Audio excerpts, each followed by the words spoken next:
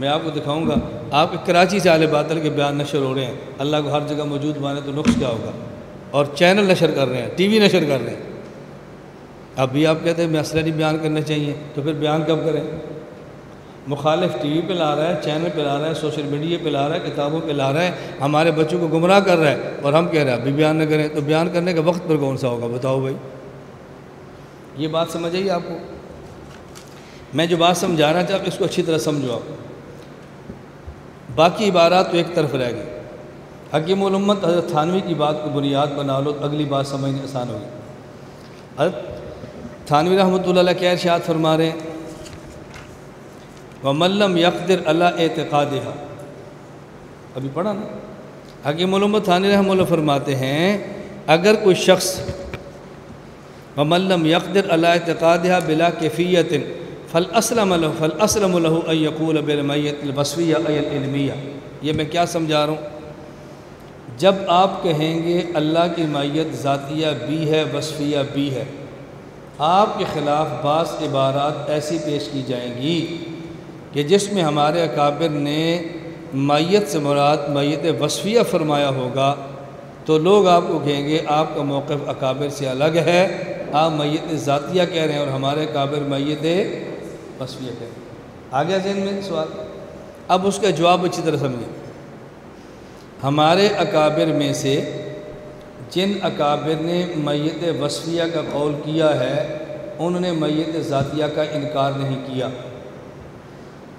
اور میں نے آپ کو مولانا گنگوئی رحمہ اللہ کی عبارت پڑھ کے سنا دی ہے کہ مولانا گنگوئی رحمۃ اللہ علیہ کیا ارشاد فرماتے ہیں تاکہ آپ کو الجھن نہ رہے۔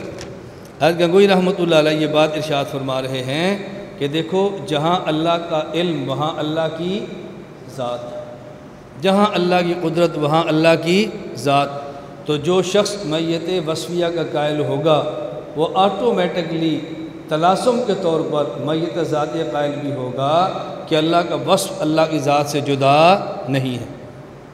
تو ہمارے اکابر نے میت وصفیہ کا اقرار کیا ہے تو میت ذاتیہ کا انکار نہیں کیا، اور میت وصفیہ کے ثبوت سے میت ذاتیہ خود بخود ثابت ہو جاتی ہے، ان دونوں میں تلازم ہے۔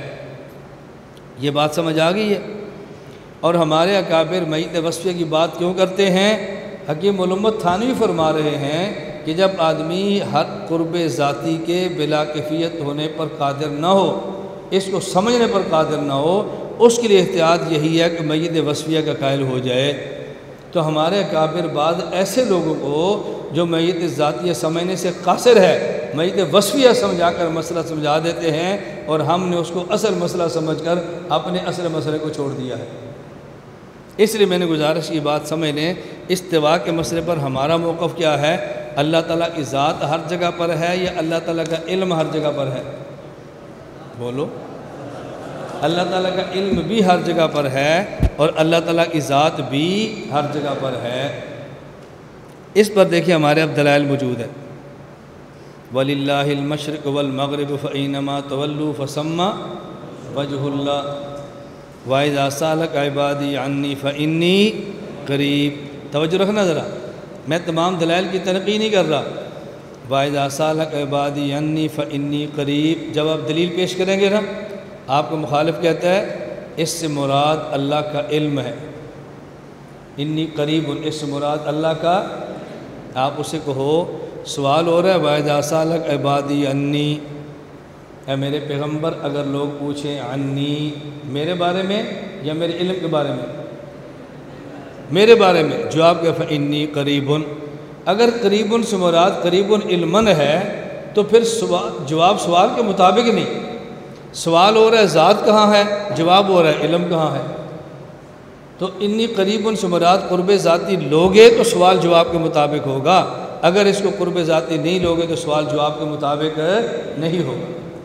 تو دیکھو کتنی آیات بحمد اللہ تعالیٰ جو ہمارے موقع پر موجود ہے، اس میں الجھن کی بات ہی نہیں ہے۔